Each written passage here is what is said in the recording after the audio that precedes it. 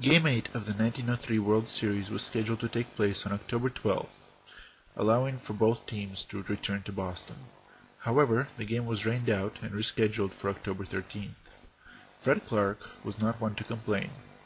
Thanks to the 2-day delay, he was able to once again call upon Deacon Phillip, Pittsburgh's only effective starter.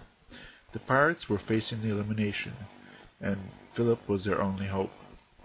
The Americans countered with Bill Dineen, the winner of 2 series starts. Boston Royal Rooters followed the team back to Boston and were received well by the team management.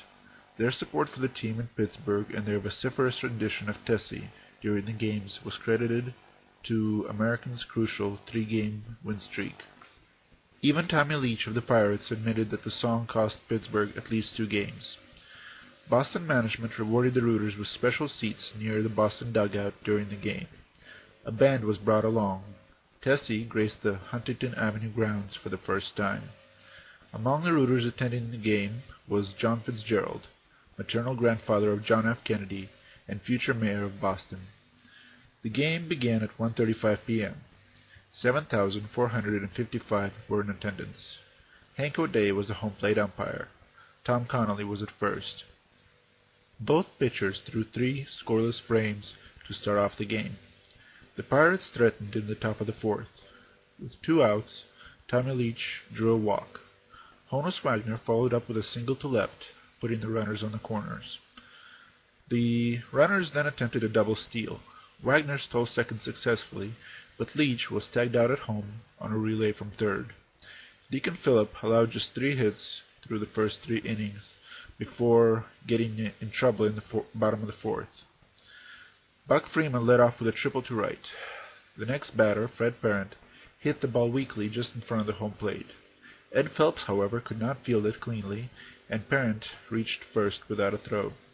Kendall Chance bunted the ball to first. While Freeman was unable to score, Parent advanced to second on a sacrifice. Hobie Ferris was up next. He hit a clean single up the middle, knocking in both runners and giving Boston the lead. 1 out later, and Ferris now on second, Bill Dineen singled to right. Hobie Ferris rounded third and headed for home, but was thrown out by Jimmy Sebring to end the inning. In the top of the 5th, Jimmy Sebring tripled to left with 2 outs, but was unable to score because Bill Dineen struck out Ed Phelps. Deacon Phillip pitched the perfect 5th, but got into trouble in the 6th. With 2 outs, Kendy LeChance tripled to right. Hobie Ferris came through for the Americans once again, singling up the middle and knocking in LeChance.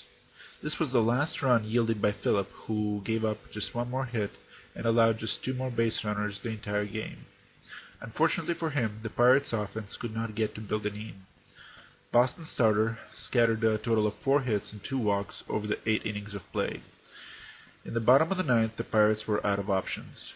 Bill Dineen got Fred Clark and Tommy Leach to fly out before facing Honus Wagner.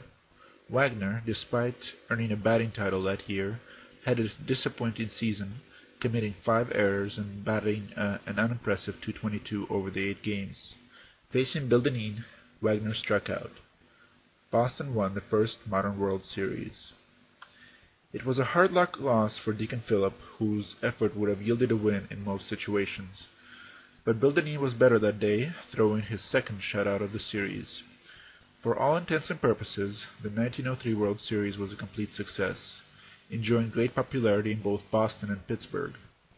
The MVP award has not yet been invented, but if it did exist, there would be several people deserving of the honor. Buck Freeman knocked in 4 runs for the Americans and scored 6 more himself. Patsy Doherty led the team with 5 RBIs as well as an impressive 2 home runs. Tommy Leach of the Pirates led both teams with 7 RBIs. But perhaps the most impressive performance of the series was that of Deacon Phillip, who almost single-handedly carried the entire Pirate team until the bitter end. Neither ballpark saw another World Series. The Boston Americans, soon to be Boston Red Sox, topped the American League once again in 1904, but John McGraw and the New York Giants refused to face them. There would not be another World Series until 1905.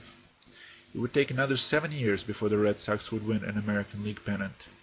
The Pirates would be in the series again in 1909, though by that time the Exposition Ballpark would no longer be used by the team. It was torn down in 1915. Today, in its place remains a marker commemorating the historic series.